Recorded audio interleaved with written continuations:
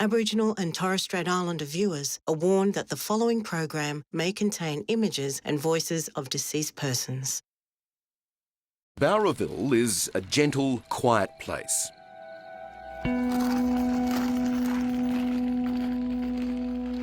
But for more than 2 decades, this hinterland township on the mid-north coast of New South Wales has kept a secret that has torn families apart, divided police, and let a killer walk free. In the early 90s, 3 children from the same street in this town went missing in the space of just 5 months. It should have made national news and sparked a major manhunt, but there was barely a whisper. And even when 2 of their bodies were discovered, it wasn't treated as a case of serial murder. And after 25 years, the victims' families are still fighting for justice. 16-year-olds Colleen Walker and Clinton Speedy, and toddler Evelyn Greenup, all disappeared after parties held along the unfortunately named Cemetery Road on the Bowraville Aboriginal mission on the outskirts of town. 3 kids missing from the same street within 5 months of each other, and yet local police refused to suspect anything sinister. In terms of injustice, I mean, how large is this? Oh, it's huge. It's huge. When you've got 3 kids, and any community where 3 kids have been stolen from them and murdered, there is an expectation. Society has an expectation that matters like this would be solved. Are these 3 separate murders, or is it a case of serial murder? I'd call it serial murder. 3 young Aborigines mysteriously vanished from the north coast town of Bowraville over the past 6 months. Most people believe something sinister has happened. The thought of abduction is hard to accept, but people are, and they're frightened. Parents delivered and collected their children at school today, far more so than usual. The town is spooked. They're the maniac in Bowraville. We know they're the maniac in Bowraville.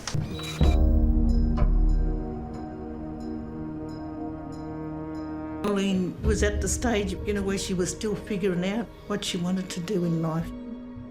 She has a lot of friends, She mixed really well. And she told me she was going to a party, and she said, "Mum, make sure you pick me up." And I said, "Okay then." And then she just cuddled me and kissed me, and she didn't come home from that party. I got a phone call from my sister. She said, "Colleen's gone missing. You need to come home." And my sister don't talk to me like that. She would never talk to me like that, not unless she knew there was something wrong. Mum went straight up to the police station and they asked to see a photo of her. And the police actually said to her, "Are you sure that's your daughter? She looks too white."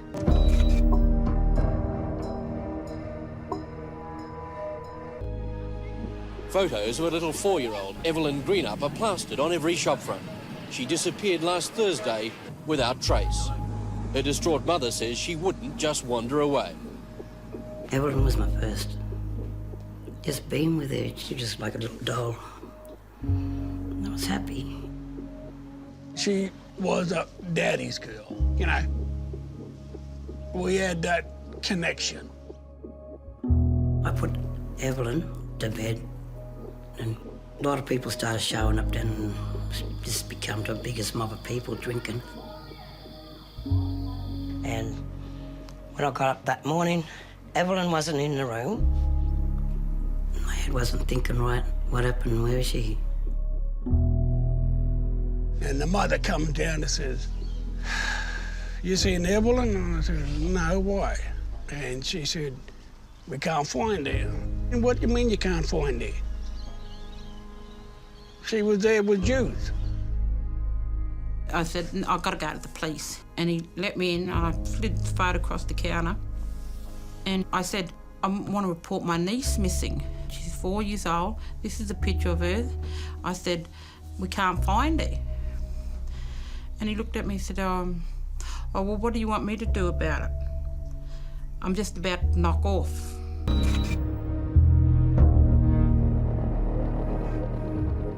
Clinton Speedy was last seen on Thursday night when he stayed in this caravan. His father said his son wouldn't leave behind his personal belongings.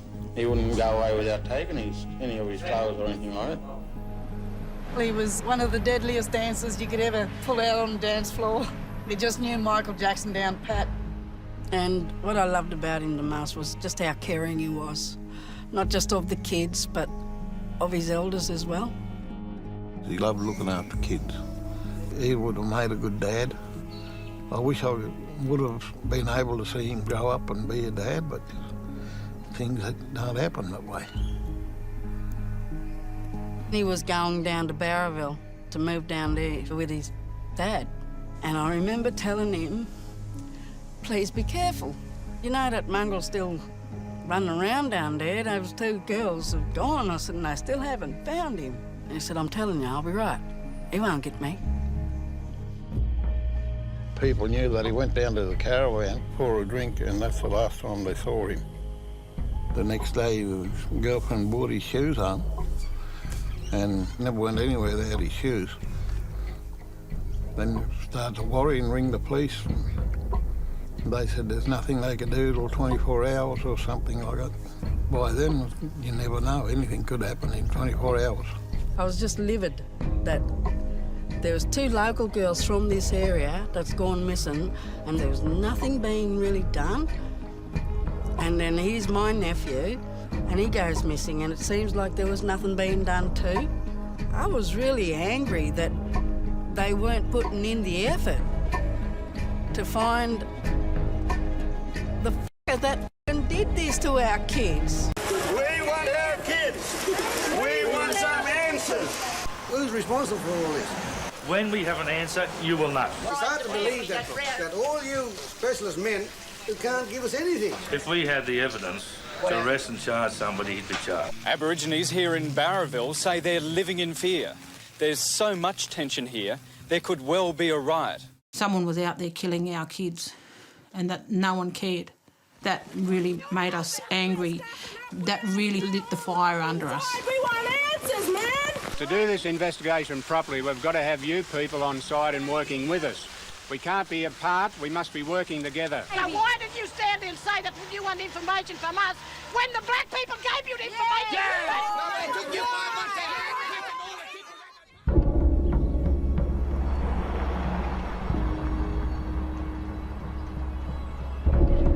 I heard that the police said them three missing kids went walkabout. The 4-year-old girl went walkabout. And I just shook my head and I thought, well, you're kidding me. You'd expect when kids go missing, a mob of police be smothering the town looking for kids. There wasn't that. There was no great urgency. Detective Alan Williams was told to take over this case. He's a child protection detective. And when he was brought into this, he was told to look at the child protection issues, by which his bosses meant look at the families. Alan Williams came on the case, but then I didn't realise till later on that he was a child protection officer. He was there to investigate us. They introduced themselves and they tried to pressure me and thought I'd done it. They said to me, you know what, we can make it harder for you and he. I said, I don't care. They were investigating our families and we had no one there to support us to say, are you okay? You know, do you need someone to talk to? We had no psychologist or anything come and check up on to see if our parents' mental health was okay. For too long, this investigation was waylaid by looking at it through a bias of, were these children murdered by their own family? That's racism at its finest. Why wasn't there a homicide detective from the start? I think the homicide squad should have been sent up. No one wanted this investigation. I was given it. What do you think they rated your chance of success at that time when they gave it to you? 0.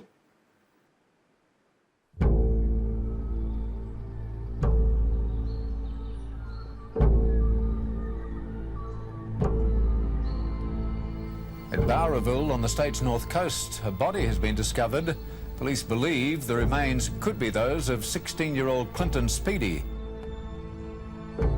I just remember the amount of crying that was going on, the screaming that was going on that day. Down and back up if you don't mind.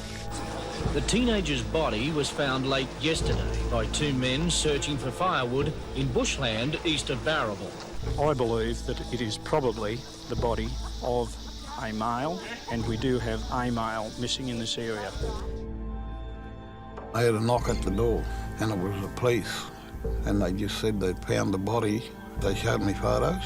I always told myself I'll never tell anyone about what I saw that day in the photos, because he'd been laying in the bush for a fortnight nearly, and animals and stuff like that there. Something that I don't want to talk about, really. And Thomas told me,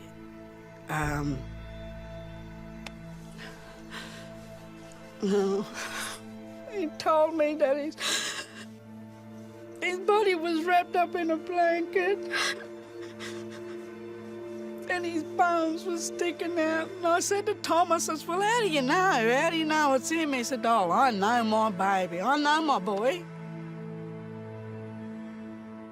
Clinton was drinking with his girlfriend, Kelly Jarrett, and the two of them went to a caravan owned by a local man, Jay Hart. And they finished the bottle, they watched some videos, and they fell asleep. Now, when Kelly woke up the next morning, her underwear had been removed, and Clinton and Jay were gone. And when they finally found Clinton's body, there was a pillowcase stuffed down the front of Clinton's shorts, and the police matched that pillowcase to Jay's caravan.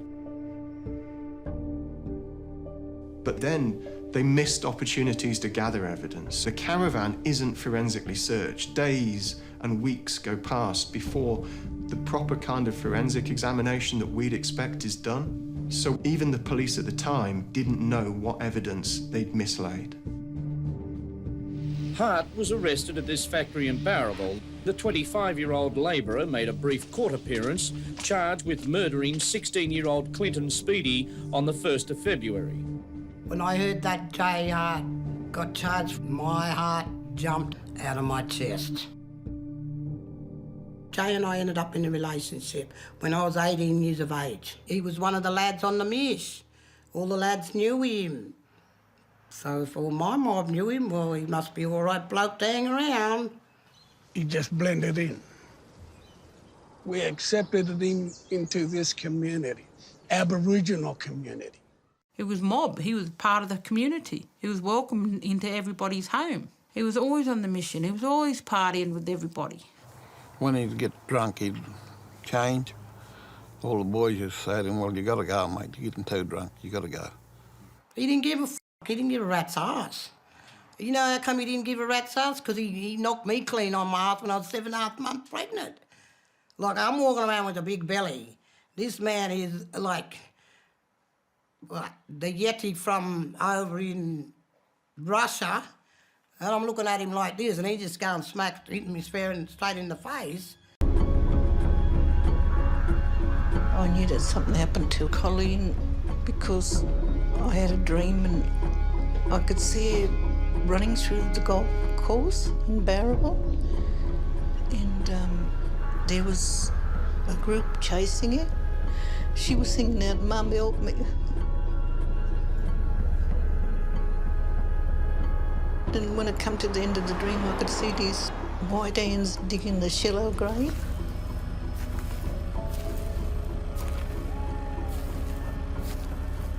The jeans were found in the Nambucca River, 3 kilometres southwest of Maxville. Working on suspicion that the clothing belonged to missing Bowraville teenager Colleen Walker, police searched the area yesterday, recovering more clothing. Police confirmed the jeans, in conjunction with several other items of clothing found, are that of 16-year-old Colleen Walker. I didn't even know that the police found the clothes. They didn't even let me know or nothing. Didn't even know that they found them.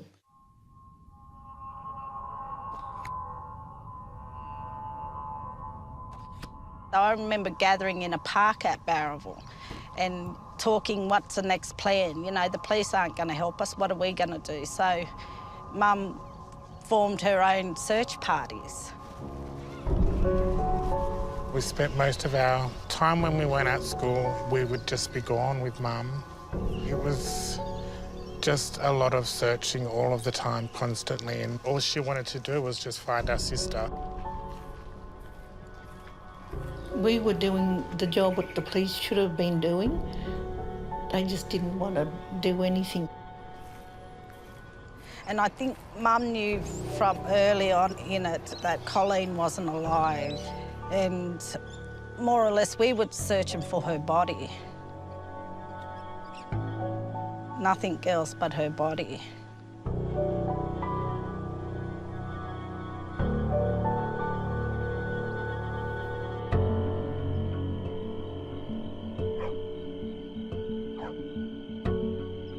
A grim development in the case of the missing Aboriginal children at Bowraville on the state's north coast. Police believe they found the remains of Evelyn Greenup. I moved away from Bowraville and I told that detective, Alan William, if they find out any information or anything, could they please come and tell me straight away? Police and volunteers were completing a search of bushland near Bowraville on the state's north coast. Yesterday afternoon, one of the searchers found human remains. We found part of a skeleton and a skull in the bush behind me here. I heard that there was on the radio that they'd found a body. The police come and told me, and they said, oh, can you tell Rebecca? Here I have my sister Michelle coming to my front door and I can see tears coming down her eyes. And I'm saying, don't touch the TV, just get out into the car now. So I hopped in the car with her and I said, they found her, hey. And I didn't want to tell her in the car because I didn't want her to break down while I'm driving, but I couldn't because she knew that there was something happening. So I had to tell her while I was driving. I said, they found Evelyn. So I just started crying.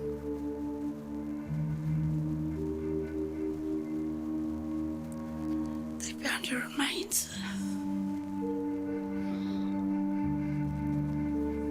Yesterday, searchers unearthed the skull and other remains, ending hopes that Evelyn Greenup had been abducted but was still alive. Now just imagine me, 5 minutes before the news was going to come on. I would have seen it on the news, man. I would have been screaming off my head. You know, like they couldn't let us know straight away or give us time or not let the media know or something. But it was just like, again, typical of police, that we were the last to be thought of. They rushed me straight to the hospital. And they just gave me something to try to relax me. I was going into shock. Well, in Sydney with my sister. She said, here, I've got to tell you something. All right, OK. They found Evelyn's... I know you hurt, Dad. I know you hurt, Dad.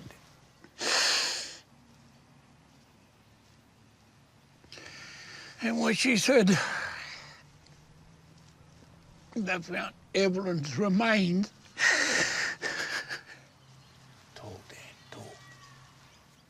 I said, the first word that came out of my mouth, I said, take me home.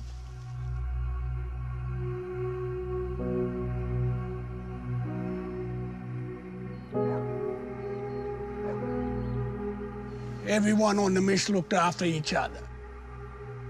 We went through some hard times, but we got through it. We were out on the fringes, but over the back on the hill was the piggery. So every afternoon you'd smell the piggery, which stunk. And then at the back was the rubbish dump. We used to go out there and play. We'd set up our little doctor's thing, find everything from the doctor's surgery, play with that. We'd have needles and everything. It was beautiful. We had free rein to go and do anything we wanted.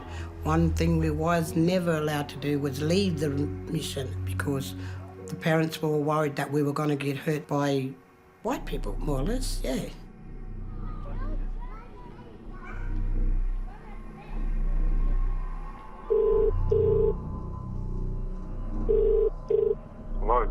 Hi, is that Jay? Yes. Jay hasn't given any interviews, and I went and knocked on his door, and he didn't answer. And then one day I was in the office, and my answer phone was flashing, and I listened to it, and it was Jay's voice saying to me, Dan, I think you've been looking for me. Did you come to my place yesterday? I did. Yes. Thought it might have been you. I assume you wanted to talk? I do. And Jay, I have got to say one thing to you. This conversation's been recorded. Yes. Okay.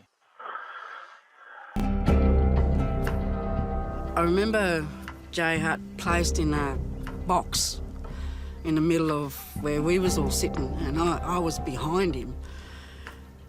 And I can remember thinking, he's a big fella, he could take anyone down. Like, he was solid. The prosecution's evidence against Jay was primarily around the fact that Clinton went missing from his caravan. That when Clinton's body was found, a pillow slip was down the front of Clinton's shorts. So you had this link to Jay's caravan. There wasn't a huge amount of other evidence. Clinton was last seen in your caravan. You've been out drinking with him the night before. Mm-hmm. Are you telling me that you had nothing to do with Clinton's disappearance? Absolutely nothing.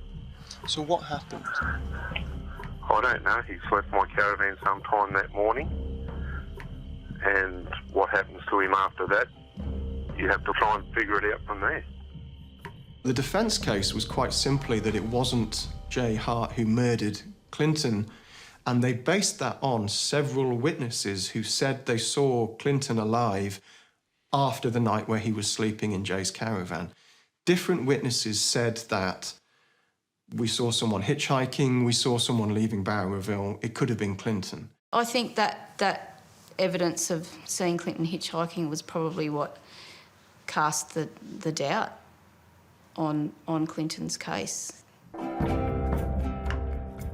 I'll never forget that day we went to the verdict. We went in there thinking that we were going to get a guilty verdict. After he was acquitted of killing the teenage boy, relatives were furious. They were just yelling and screaming, how can that be? And my mum just fainted and couldn't understand how they had so much evidence that all pointed towards him, and then all of a sudden it comes up not guilty. Senior police met Aboriginal community leaders at Bowraville this morning following unrest in the northern New South Wales town last night. About 50 Aborigines rioted, breaking shop windows and damaging property. They were protesting after a man was yesterday acquitted of the murder of 16-year-old local Aboriginal youth Clinton Speedy. Stuff was happening really bad. Windows smashing in the street, you know, and a lot of people rang from all over the place. They said, when do you want Bowraville to be burned? Bowraville's going to be burnt to the bloody ground. Me and this fellow had to go around and liaise with everyone and talk. Said, no, it's not on, you don't do that.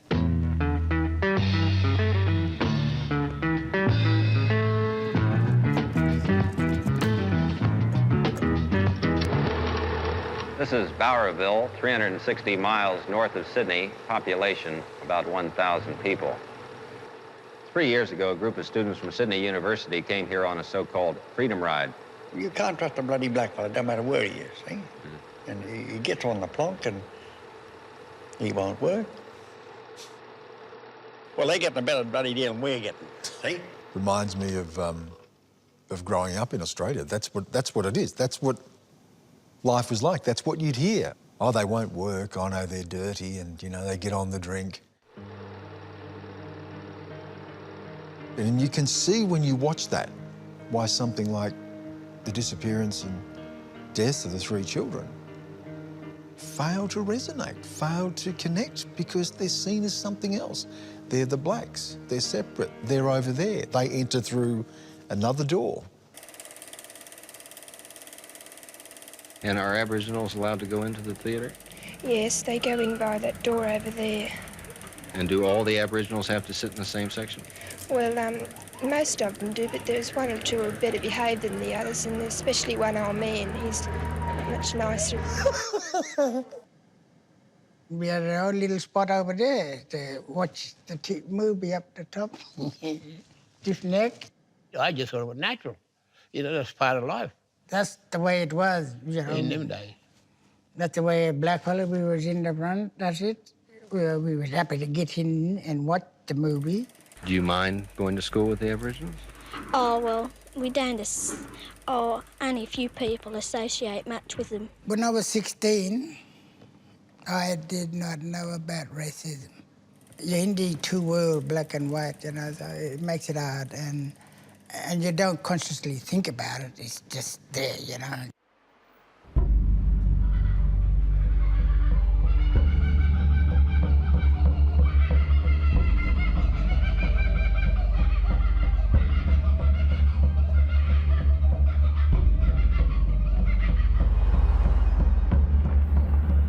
The investigation remains unsolved, the killer still at large.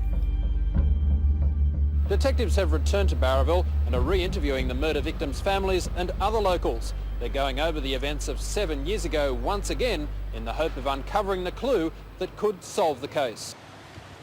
When I was told that I was going to be part of the strike force set up to reinvestigate the murders, I sat down and read through the brief, and I was quite shocked, actually. This is Detective Sergeant Gary Jublin. I was shocked in the fact that 3 kids disappeared in the same street, basically over a 5-6 month period, and no one had been called into account, and there was an outrage within the police and outrage within the community.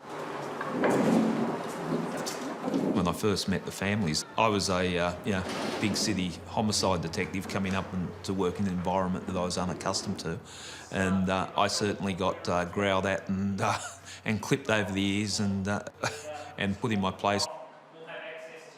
I just thought he was just another joke of a copper coming to butter us up and impress us and trying to, you know, make promises and that. And I told him what I thought of him.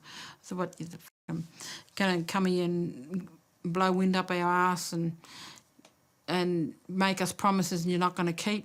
She gave it to me, and what the f*** are you going to do? Like, as in just another white cop rolled out. You can f*** off. I didn't like him, I didn't respect him, I didn't think nothing of him. But I learnt, and the more that we got to know the community and the more the community got to know us, then that made our job easier as a homicide detective because they were revealing stuff to us that they hadn't previously passed on.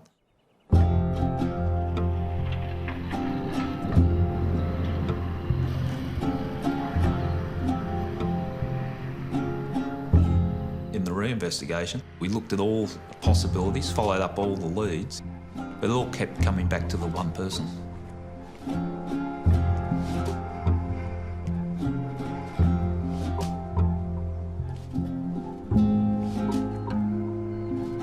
This was the area where Colleen was last seen alive. She was drinking over there under the tree, hanging out with her friends.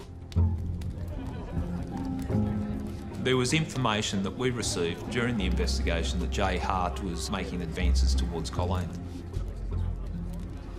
The last reported sighting we've got was the witness saw Colleen walk down the side of the house in between the two houses. And the witness also saw at the same time Jay Hart going down that side of the house. If you had a party and you're with your girls, your friends, why the hell didn't anyone pull him up or her up? You know, if they thought it looked suspicious or whatever. Were you there at all around midnight, around the time Colleen disappeared? I was there at one point that night, but I left early. Do you know what happened to Colleen that night? No. Part of the frustration for the families and the community is the close proximity to the disappearance of these children. This is where Colleen disappeared from. And this is the same house where Clinton was living with his father at the time he disappeared.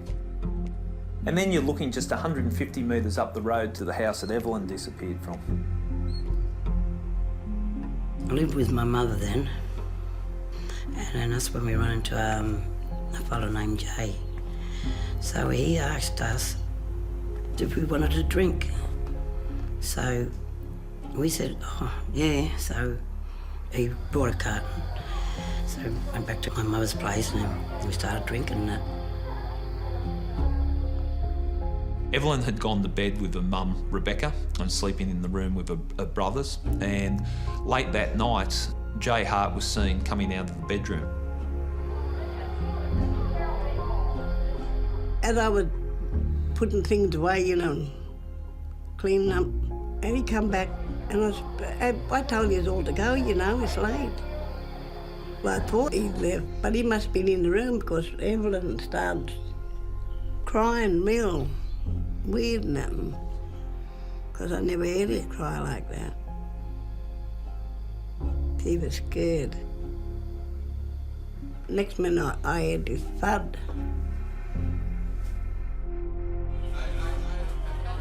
The night Evelyn disappeared, there was a party. Mm-hmm. You were at that party. Mm-hmm. You were seen walking out of the room where Rebecca and Evelyn were sleeping. No, the person that said she's seen that, she said that she didn't see me come out of the room. She said she's first seen me when I was about halfway down the hallway. So you were in the house in the early hours of the night? No, that's what she said.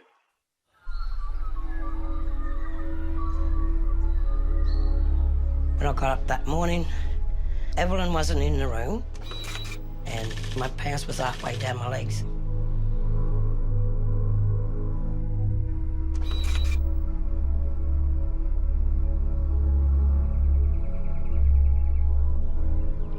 The police alleged that there was a sexual motive that tied all three of the cases together.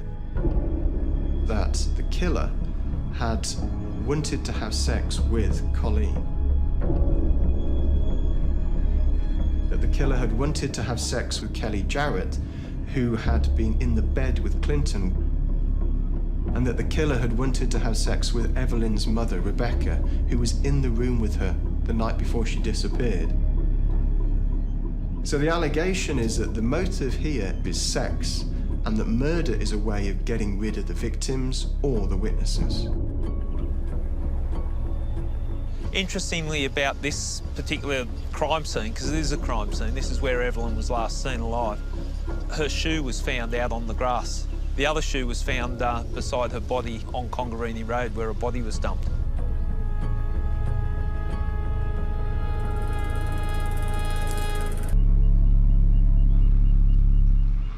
We're travelling along Congarini Road. This was the road where two of the children were dumped in the bushland.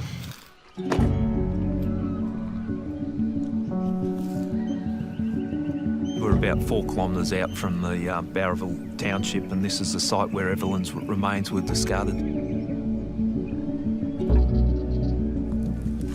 It was her skeletal remains that were basically here, and the clothing had been torn. It looked like animals had in fact got to her remains. I've seen situations where bodies have been disposed of, and as weird as this sounds, they've been given a little bit of respect. But with this particular one, it showed there was just total contempt.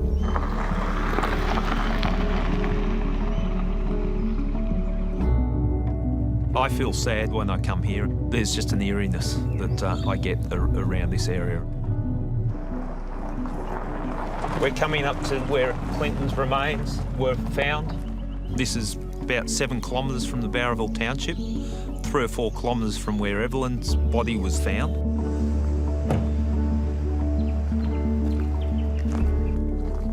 Clinton's body was found 3 weeks after he disappeared, and it was fairly humid conditions, so it was badly decomposed. He also had a penetrative wound in his head, indicative of the fact that it's a result of a murder and foul play.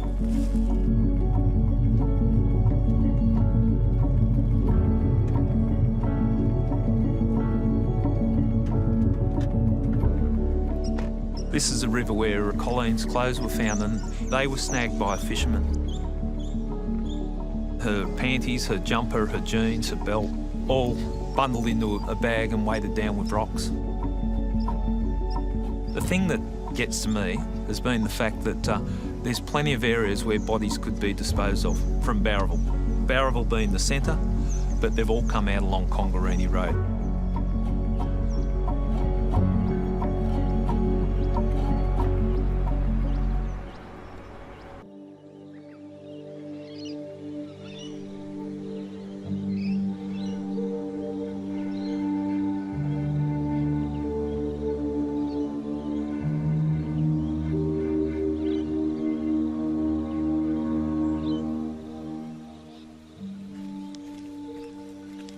Make it I'm strong, but I don't think I'm strong enough.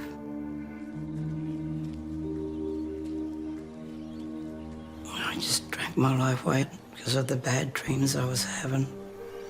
She would appear in my dreams, just sit up, and she's not there. What's happening? What's happening? Go and make a cup of tea, start having a smoke. Or I'll get straight back on and drink again. And just think and just think and just think.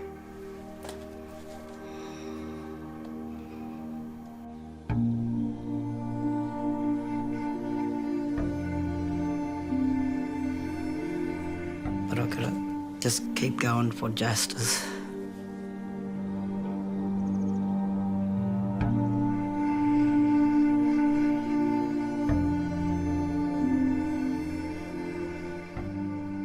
The Aboriginal community at Bowraville has waited a long time for answers about the murders of their loved ones. Now they hope an inquest will at last give them some. So what an inquest is to determine time and manner of death. And this was the first time these witnesses had given evidence about all three matters in the one courtroom environment. This is from the inquest in 2004. Like the investigating police, I am of the opinion that the circumstances surrounding the disappearance of Colleen Walker and the murders of Evelyn Greenup and Clinton Speedy have strikingly similar characteristics. The coincidence and tendency evidence suggests that Jay Hart was involved in the disappearance. He recognised what we were trying to say, you know, all along. And so we're thinking we're coming out of the inquest, we're going to go straight into another trial with all three heard together. Then they have their legal arguments and that, and then no, they can't be heard together. And nothing can be said about Clinton's and nothing can be said about Colleen's. So they strictly only hear about Evelyn's. It's a shocking case that's taken 15 years to make it to court. 4-year-old Evelyn Greenup was killed in October 1990 at Bowraville on the North Coast. J. Thomas Hart has pleaded not guilty to the murder charge. Evelyn's family and friends attended the Port Macquarie Supreme Court in large numbers on the first day of the trial. Even though it was just for Evelyn, we all felt like it was for the three of them. OK, even if we could just get him on one, we know, you know, that's a victory at least. The court heard how sometime before 1990, Jay Hart had been accepted by the Bowraville Aboriginal community and regularly socialised with them. I just looked straight at the lawyers. I couldn't look at him. And I knew he was there, sitting there, but I just couldn't look. It's the Crown case that Jay Hart was the last person to see 4-year-old Evelyn Greenup after a party at her grandmother's house on an Aboriginal estate known as The Mission. The defence lawyer holds up the evidence of this white witness, the woman who said she saw Evelyn in her sweet shop the next morning. He calls that a beacon of light. He says the jury, who are all white, should be guided by this evidence of this white witness. And in contrast, he does a very good job of undermining the Aboriginal witnesses. How Rebecca was treated was that her drinking, drugs, the people walking through the houses, the partying, that was put on trial. His lawyer was just trying to make out that I was a real bad mother. They were being judged just because they were having a drink. And because they were having a drink, it was their fault that their 4-year-old child had been murdered. The court heard, whilst in Maitland Prison, the accused allegedly told a fellow inmate he got angry and he banged her head against the wall. When you were in prison, awaiting trial, a number of the people you were in prison with said you told them things about the killings. One in particular said, "You bashed Evelyn's head against a wall." Now, did you say those things? Absolutely not. Then why would he say you did? One of the questions my barrister put to him was, "You've lied to the juries before, why should we believe you now?" I fully accept what you're saying there. In this case, you've never got DNA, you've never got fingerprints, you've never got witnesses. Everything is circumstantial. That said, there's a lot of circumstantial evidence. It's not the strongest case because you don't have that smoking gun, but I have seen people convicted on less evidence than this. Heartbreak for the family of 4-year-old Evelyn Greenup. J. Thomas Hart, the man charged with the little girl's murder, has been found not guilty at Port Macquarie Supreme Court. The jury took less than a day to set the 40-year-old free. We all just didn't know what to do. Because we lost. He got acquitted. It was just a joke. It was a big farce. You know, they were just going through the motion to say, look, we've done it, to shut us up, to hopefully make us go away. That, for all intents and purposes, was our last throw of the dice. And then a comment was made. What else can we do? I just said, well, you'd have to change the legislation. And this is a double jeopardy legislation that I didn't really believe could be changed because it's been enshrined in English law, which we've inherited for, I think, 800 years. And I half laughed when they said it. Well, you can try.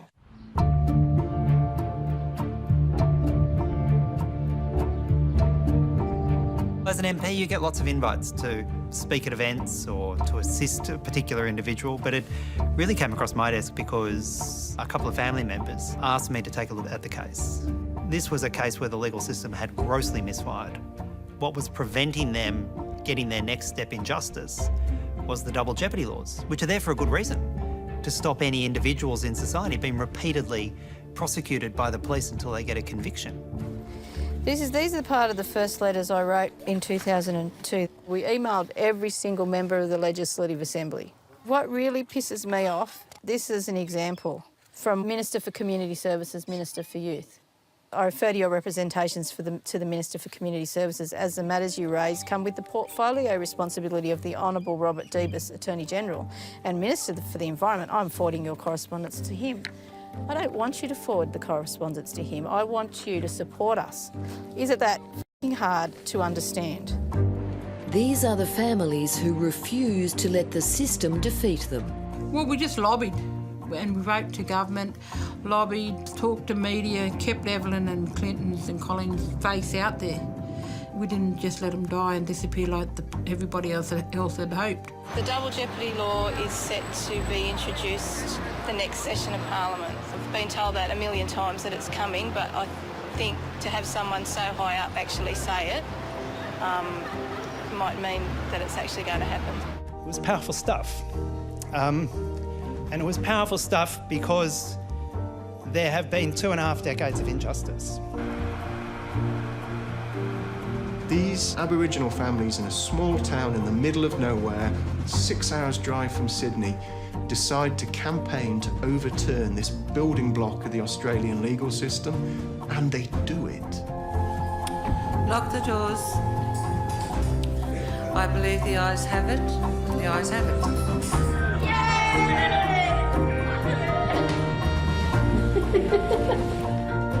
I can't even describe it. I just want to scream, but I'm in the council chambers and I can't.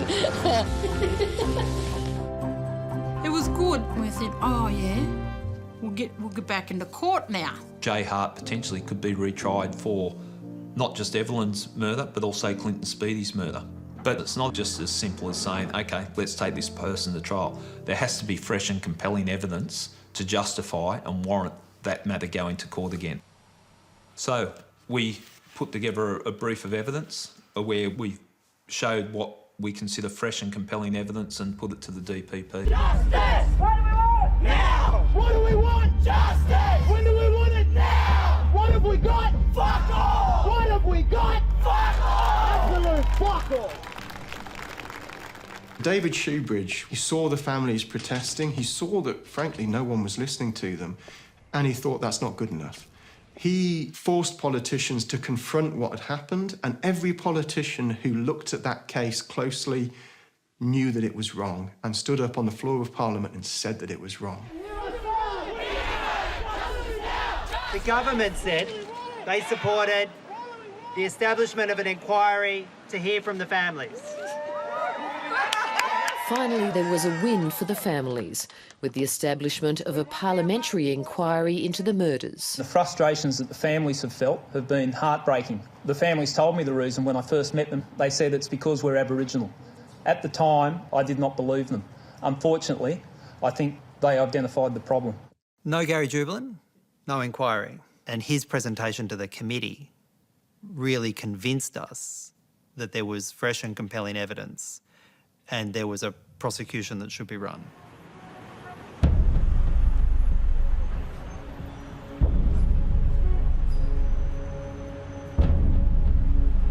You're let down again, and you're thinking, but there is fresh and compelling evidence. Why wasn't the Norco corner evidence used?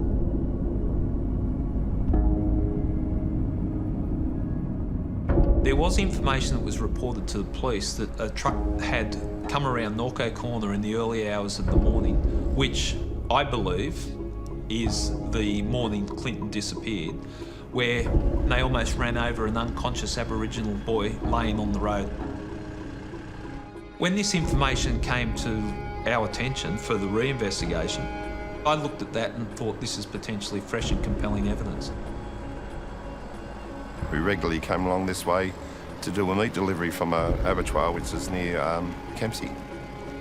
Around about 4:30, pre-dawn, and with the truck spotlights we could see someone laying on the road. There was a young Aboriginal teenager and he had no shoes on. This is the position he was laying in.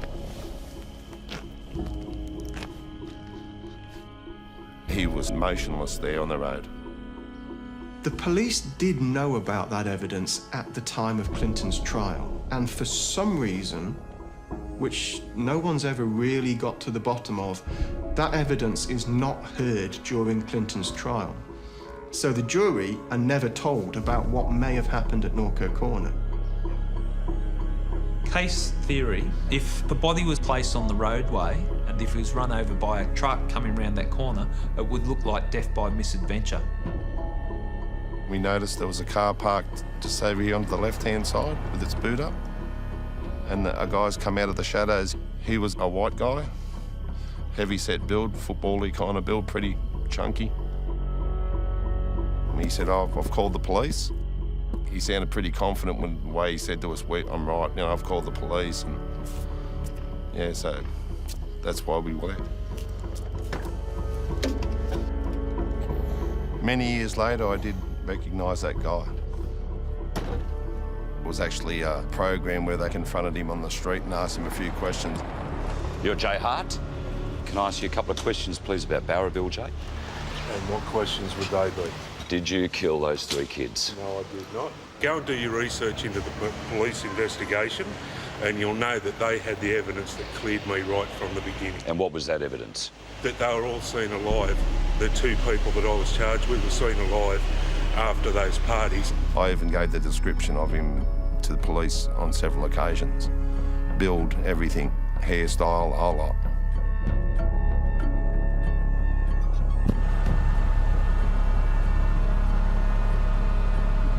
What do we want? Justice! And we want it now! After years of campaigning for a retrial, the families say the state government has finally listened. What made the difference was that that decision was made in the aftermath of a concerted and deliberately organised campaign by the police, by the victims' families, and by the media. So we were deliberately putting pressure on the Attorney General to make this decision, and she did.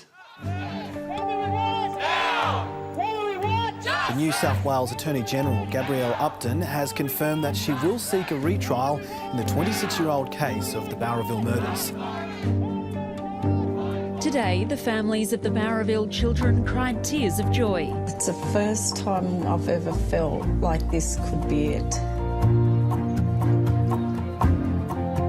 I think a very defining moment was when the police commissioner came up to meet the families at Bowraville, and no one's proud of what's gone before, but we are trying to do what we can do to bring them justice. Rebecca, how are you? Rebecca, yeah, nice to meet you too.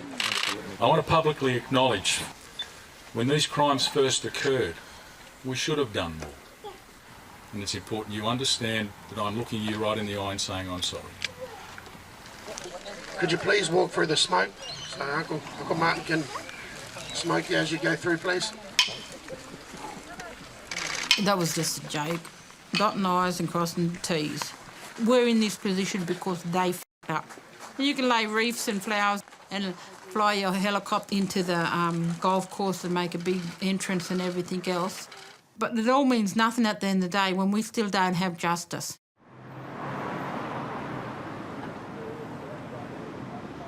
The first thing that has to happen in the legal process is for Jay Hart to be charged with those 2 murders of Evelyn and Clinton again, which means he has to go to court.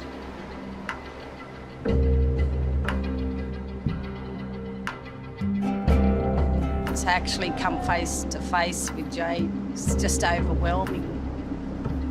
Yeah, I haven't seen him since I was a young girl.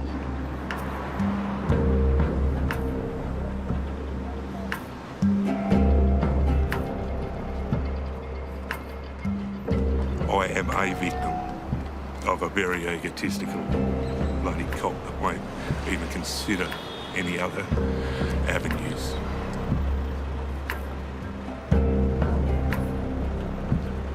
Police haven't got a single witness to see me do anything. They haven't got a single piece of forensic evidence to tie me to them. Not one piece.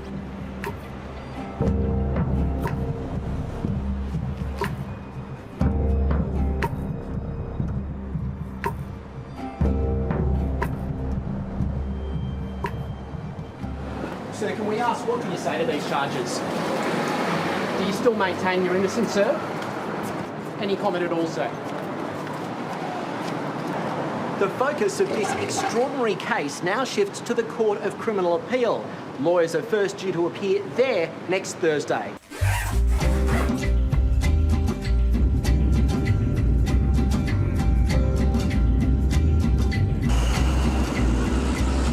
hard when you've got to go through it over and over and over again because it's too painful.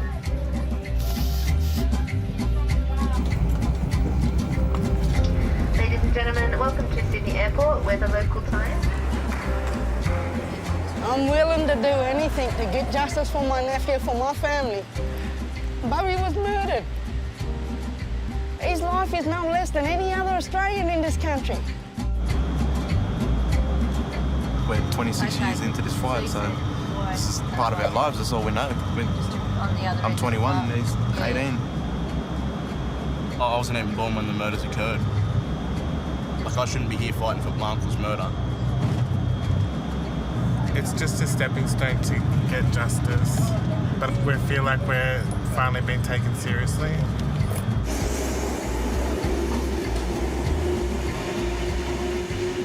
Today it still hurts. That pain will never go away. Hopefully, we get justice for these children. I just don't see how people can live in a city. It's just way too fast. Bloody breakfast cost us $75 this month. $75.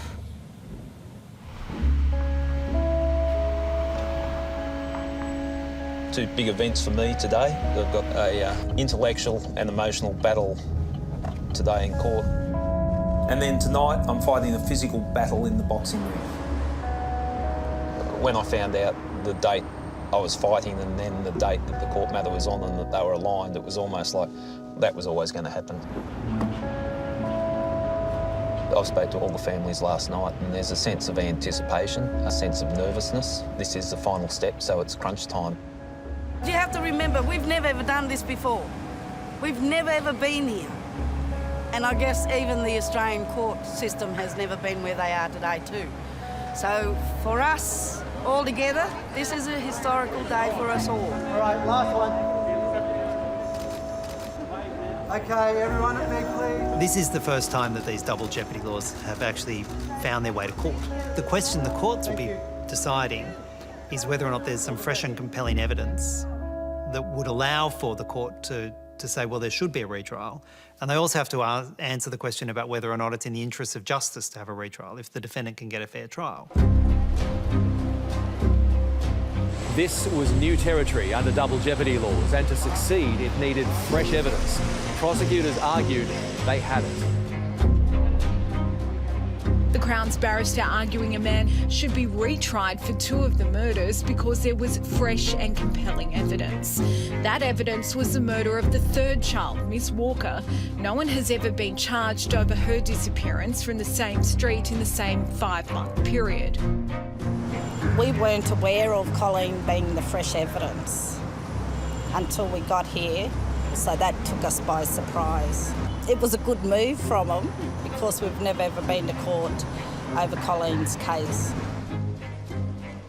What the lawyers did in the appeal court was they looked at the case and they said, the fresh evidence here isn't Norco Corner. The fresh evidence is the evidence about Colleen's death. Her death has never been discussed at trial. So all the evidence about her death is fresh. But what it also does is it allows the lawyers to say, look how similar it is to these other 2 murders. It's so similar, in fact, they must have been committed by the same person, and that is compelling. Go on, you get in. I want your hands. We've at court all day, so we're just going over to this charity fight that Gary Jublin's fighting in. And I think he's called the Gatekeeper, is his boxing name. So the Gatekeeper.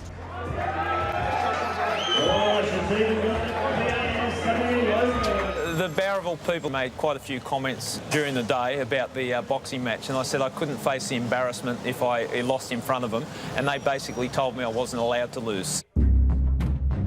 Defence lawyers for the man suspected of killing the children say evidence of witnesses has changed considerably over time.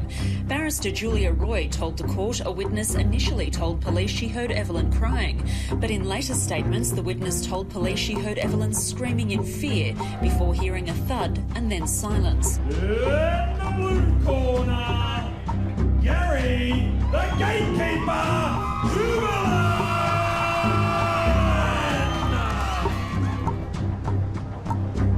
Counsel for the Attorney-General argued the suspect had a sexual interest in Colleen, Clinton's girlfriend and Evelyn's mother.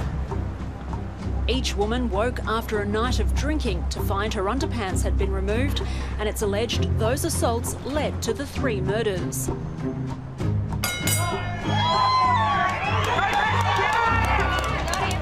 Barrister Julia Roy has argued there's almost no chance the man would get a fair trial. She says the fact homicide detectives named the man as their main suspect in extensive media reports and the prosecution's highly circumstantial case mean any trial would be extremely prejudicial.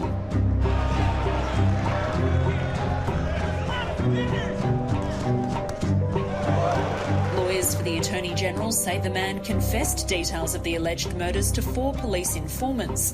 But senior public defender Mark Irace has argued one of those informants was a fantasist who was prone to big-noting himself.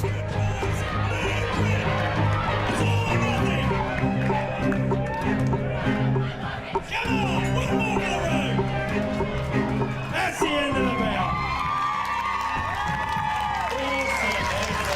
The results are in.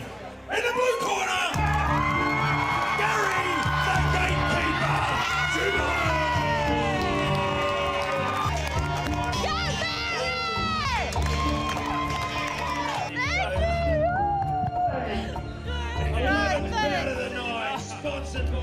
Thank you. Never in there. Thank you. They're in the blue corner.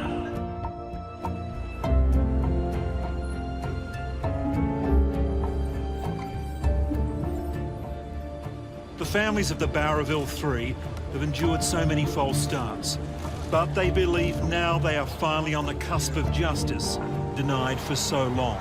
I'm glad that things are looking our way. I think they're starting to wake up to themselves. starting to care.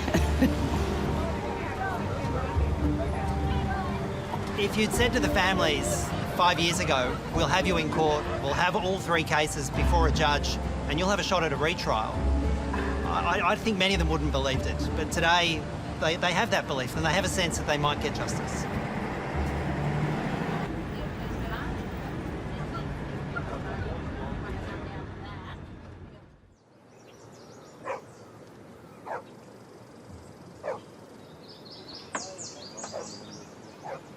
When the Court of Criminal Appeal ended early December, we were under the impression it would only take about 3 months for them to consider it. But we thought February, March, you know. Now we're in May. It's just sort of like they forget about us all the time. The wheels of justice roll slowly, but only for black fellas. That's gold. That is gold. I don't know if I got the fight in me. Because this has consumed my life since, for 27 years plus. I was 21, I'm 49 this year. This year will be 28 years and, you know, I'm worn out, I'm getting tired, I'm getting old and it's really hard.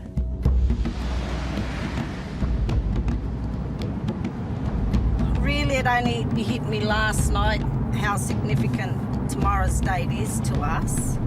The 13th of September. That was the last day of someone actually seeing Colleen alive.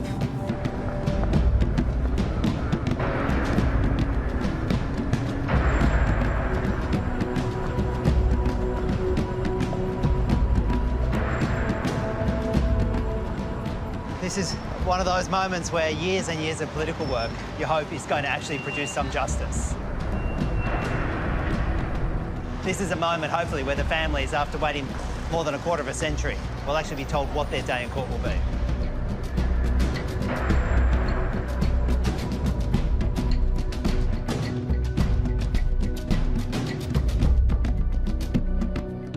The court acknowledges that the deaths of Colleen Walker, Evelyn Greenup and Clinton Speedy were tragedies for their families and the Bowraville community. And we recognise the distress that the deaths of these children and the subsequent investigations and proceedings have caused the families involved. We know that grief and loss remains fresh in your minds. Our task was to determine whether the necessary preconditions to justify setting aside the acquittals have been made out. The express purpose of the application was to permit the respondent to be tried for all 3 murders in the same trial. We have come to the view that the evidence which was available at the time of the earlier trials was not fresh, even if it could not have been admitted at those trials. For you, my baby. I love you. It follows from this conclusion that the application as framed by the applicant has failed.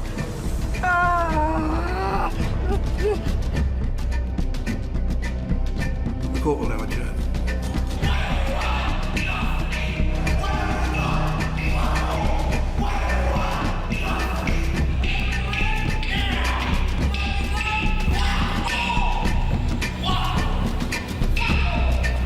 We're nothing. We're fucking nothing. Just black people.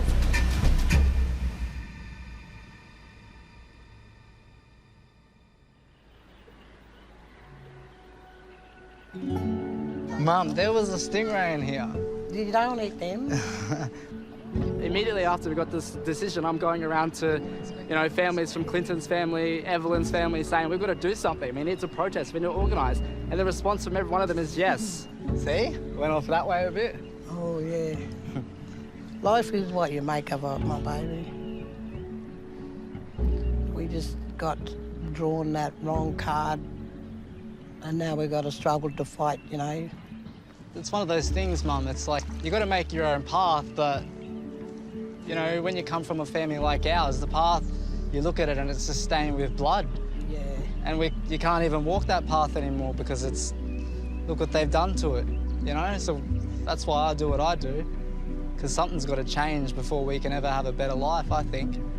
Yeah. I'm getting bites, Mum. Are you? Yeah, I can feel it. I'm not going to the demonstration today, and I'm very disappointed. I've been told by my superiors that I'm not to attend. I'm mystified how they came to the decision because there was no discussion had with me. I've been present during 3 so-called protests out the front of Parliament House, and the benefits of that is the families see that police actually care. What do we want? Justice! When do we want it? Now! What do we want? Justice! When do we want it? Now! Gary's angry, I know. The police should have been here. Scipione come to Bowraville and apologised and said that they would support us and walk this journey with us to justice, and they're not. So where are they? They're only here to stop us from protesting. We live in a society in which we're told the courts, the police, the state is there to benefit the interests and look after the interests of ordinary people. So we expect not to be shot in the face with a taser, like Joyce Clark was. We expect not to be shot in our homes, like young Colleen Walker was. In the same vein, we expect the police to investigate the murders of our children when they go missing. That is why this relates to Black Lives Matter. Black lives have mattered here for 60,000 years. It's not new to us, the idea that Black Lives Matter. It may be new to other people. We know our lives mattered. But you know, the Black Lives Matter movement that we've seen spread around the world can't begin to grapple with the injustice of Australia. It can't begin.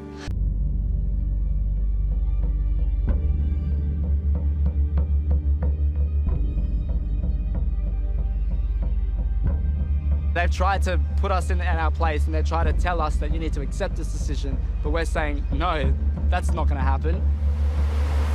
Because of the pressure you keep applying, because of the demands the family keep making, I know the Attorney General is seeking the advice right now. And if an appeal can be lodged in the High Court, we'll let that run through. Having received the advices last night of 3 senior counsel, I've decided to make an application for special leave to appeal to the High Court. The significance of this case cannot be underestimated. It's the first time the New South Wales government has gone all the way to the High Court to challenge a unanimous decision made by 3 judges in the Criminal Court of Appeal. 20 years of work and the struggle for the families could be coming to a conclusion today. The fact that this decision could come down to an interpretation of the law on a particular word, it's hard to fathom that the whole thing hinges on an interpretation of a word. It all goes back to this single word in the legislation, adduced, and the definition of that word. You've got the prosecution saying, this evidence about Colleen's disappearance has not been heard before, therefore it's fresh and compelling. You've got Jay's lawyers saying, this evidence about Colleen's disappearance has not been heard before, but it could have been heard before, therefore it's not fresh. And the appeal judges agree with those lawyers. Now to a major development in a case that goes back more than a quarter of a century. In the early 1990s, 3 children were murdered at Bowraville on the New South Wales mid-north coast. The families of Evelyn Greenup, Clinton Speedy-Duroux and Colleen Walker have been fighting for justice ever since. A local man was found not guilty of killing 2 of the children in separate trials and denies any involvement. But the 3 cases have never been heard together. Now, the New South Wales Government has given the go-ahead for an application for a retrial after a submission from police based on fresh evidence. I'm joined in the studio now by Jasmine Speedy, the cousin of Clinton Speedy-Duroux, and Detective Inspector Gary Jublin, who's been fighting alongside the families for 2 decades. Thank you very much for coming in this evening. Thank you. Ms Speedy, firstly, what's the reaction in your family to this development and among the other families, if you've had time to speak to them? I've only had the chance to speak to my family, the Speedy-Duroux family, and we are very happy with the outcome from today. And so what's the next step that you're waiting for at this point? Well, we're waiting for the police to make their next move. So once that's happened, I think that will pave the way. I'll have some questions about that in a second. But Can you explain for us what has been the impact on your family of having to go all of these years waiting for somebody to be brought to justice in this case? I think 26 years is quite evident when we've been fighting. You know, we've just recently had a protest from Hyde Park to Parliament House, and there you just saw the emotions from all family members and people involved. And yeah, so I think 26 years is a long time to feel this way, and you know, today was some good news. So, what do you think has finally led to this breakthrough after all these years? I think from the families continuing their fight for justice, and also, you know, Gary Jubilant and his team as well. Detective Inspector, you've worked on this case for many years. What's your reaction to this news today? I thought it was a very positive step. I've been with the families for 20 years now working on this investigation, and I know the struggles that they've been through, and they've always been seeking their day in court, and I think it was very significant today that there was independent person. That's what we thought was going to come out of today, that the matter would be referred to an independent person, but the Attorney General's taken the step of referring it straight to the Court of Criminal Appeal, so very positive. I was contacted by the families shortly after they were notified by the Attorney General, and it was very emotional, and it's been a long battle for them. We're talking a quarter of a century, and so very significant. And a long time for you too to be on this case. It is a long time to be on this case, but it's not hard to stay on the case when you see the families, how they've been struggling to find justice and finding answers to what happened to their children. So it makes my job and my team's job a lot easier to continue on. I know you might not be able to answer some of the following questions, but I'll try my luck anyway. How swiftly would you expect charges to be laid in this matter? Look, It's a unique situation in that it's new legislation. My understanding is that it will be fairly rapid. There's a situation where we can't disadvantage some person waiting to be charged. So my understanding of the legislation is that things will move pretty quickly. So I have an expectation that we'll be in the courts sooner rather than later. And the families have wanted all three cases to be tried together. Is that what will happen here? That's what the appeal to the Court of Criminal Appeal is, applying for a retrial, hoping that all three matters will be tried together. So there's a step-by-step process. The first step is to go through the Court of Criminal Appeal. If that's successful, then there might be the possibility of all three matters being tried together. And that's, if I could say, that's what the families have been looking for a long time. They've had two trials where a person has been acquitted, but never have all three matters been heard together.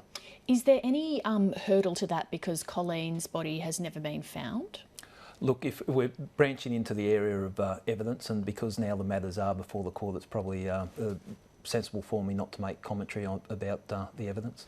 There is a saying that justice delayed is justice denied. Is it still possible for justice to be delivered in this case? There is still a possibility, and hopefully some closure to the families, but you can't deny the 25 years of pain and anguish the families have gone through, and that can't ever be recovered. But staying positive, like the families have stayed positive throughout this journey, we're hoping that it will bring some justice for the families. Are you able to tell us anything about the nature of the new evidence that's led to this development? Again, I won't talk specifically about the evidence, but I can say the legislation relates to fresh and compelling evidence, and that's the basis of the application, but that's probably all I can say on the specific evidence. Ms Speedy, Detective Inspector Jubilant spoke about how the families have remained positive over this period of time. How difficult has that been, and has there ever been a point where the families have felt that you have wanted to give it up? No, I don't believe that's the case at all. I think if there was never an opportunity to give up, and I think we will continue to fight if that's the case. So, do you think that if somebody is convicted in this case, that it will go any way to giving the families peace? Most definitely. That's what we've been fighting for 26 years, and you know, our families deserve the justice, and so do these three kids.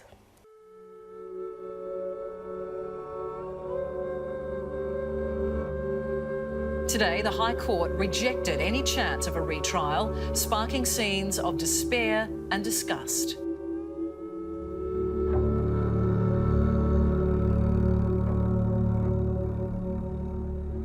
they read it out that there was not going to be a retrial, it was like a kick in the guts, an uppercut up the jaw, and then a kick in the head too when I was down on the ground. Like, that's what it felt like.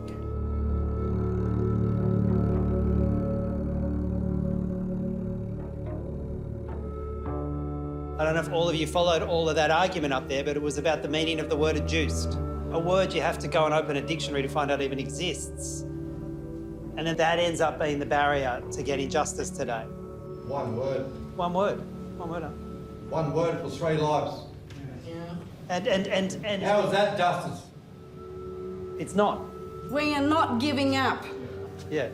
Like I say, you too, though. Yeah. Appreciate it.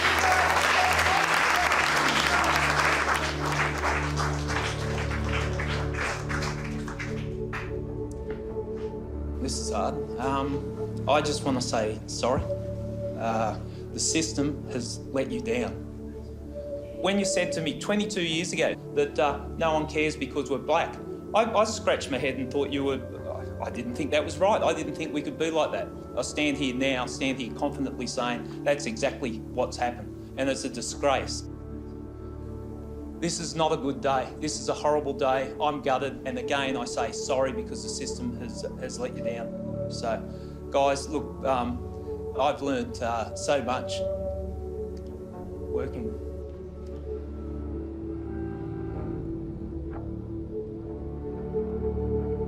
You've taught me so much, so thank you. Cheers.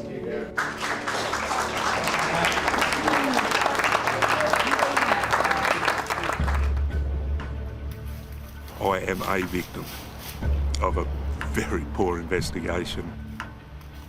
Jay feels like he has been pursued unfairly for years over this case, and he feels that the courts have vindicated him. So Jay probably feels that he has been the victim of a witch hunt here. I've tried for as long as I can to just put this behind me. It's ruined my life, it's ruined everyone's life around me, and I want nothing more to do with it. He's been at the centre of some of the state's biggest investigations, the search for William Tyrrell, the Bowraville Murders, and the death of Matthew Levison. But police allege that in his search for answers, the detective crossed the line. This is my last day as a New South Wales police officer. I've been charged with 4 criminal offences. It's been alleged that I've done is that I've unlawfully recorded a conversation that I had with a person of interest in the William Tyrrell matter. I was just totally disgusted, you know. I knew that was going to happen. As soon as he picked up for us at the parliamentary inquiry and he said, you know, racism played a part in this, I knew then that they were going to gun for him. I wasn't supported with the Bowraville investigation. The Bowraville investigation was a rock around the police's neck. They just wanted to go away.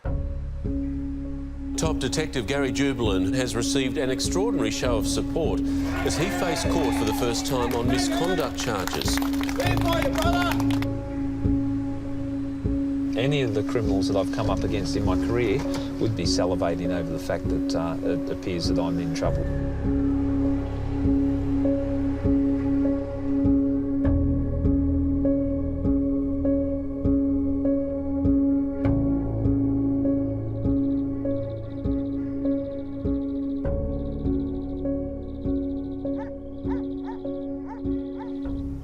You know, I'm proud of you, what you achieved, what you've gone through over these 30 years.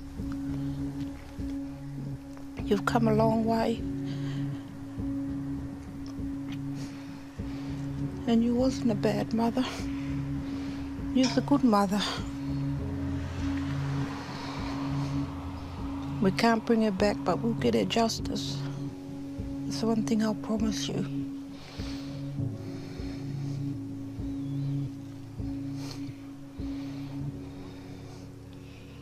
And I'll always be there to support you.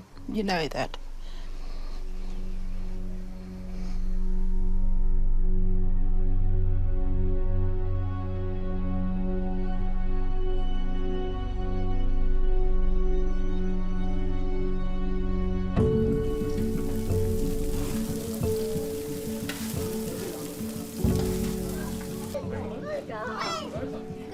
30 years, and I still haven't got Colleen, and it's really hard to deal with.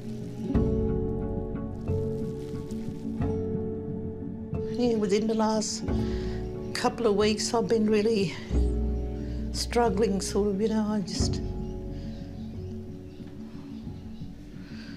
Yeah.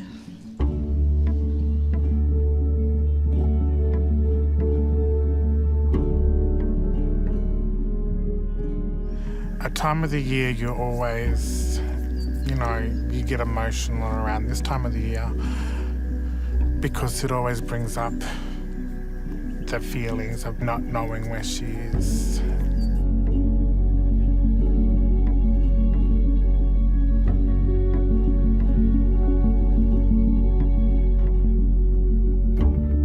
Well, I'd like to thank yous all for coming today. I know it means a lot to Mum and Dad to have yous all here. Still can't believe that it has been 30 years since Colleen's been gone. Yeah, it's 30 years of our life that we missed and we didn't have the opportunity to share with our sister. She's never going to be forgotten. And we miss her. Thank you. We might get some photos while we're all here together. Because we have never found Colleen, her spirit is lost. We're very spiritual people. Aboriginal people are spiritual. And we're hanging on to any hope that we could find Colleen and put her to rest. Hey, careful, put your hands out, bro. Don't want to fall over. No, we need to get together again to do this, after our last time together. Yeah. Yeah. True. You tell us then, eh? This way over here, look. I feel a bit sad being here now, but I'm looking at the sign and I think we could do it up again, and that just makes us feel better if we did that, eh? Yeah. What do you reckon? Yeah, for sure. We could do that. Our fight for justice may be exhausted some way, somehow, but coming back and touching this up and doing it up again, well, that's just, reinforcing our love for Bubby and our memories of him and whoever it was that's done this to him, and we're letting them know. We're reminding them that we haven't forgotten and we won't.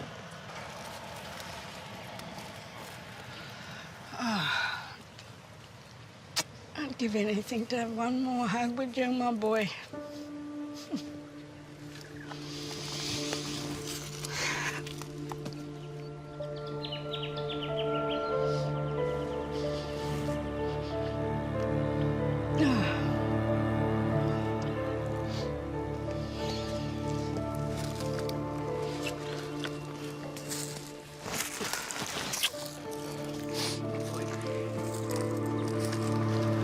If it was 3 white kids, heaven and earth would have been moved for them. People should be outraged and shocked and disgusted that this has happened in our society, but no one was.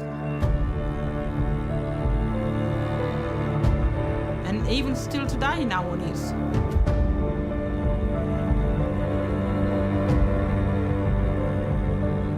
I want them children to be at peace, because they're not. We carry them 3 kids every day, and that's a lifetime sentence.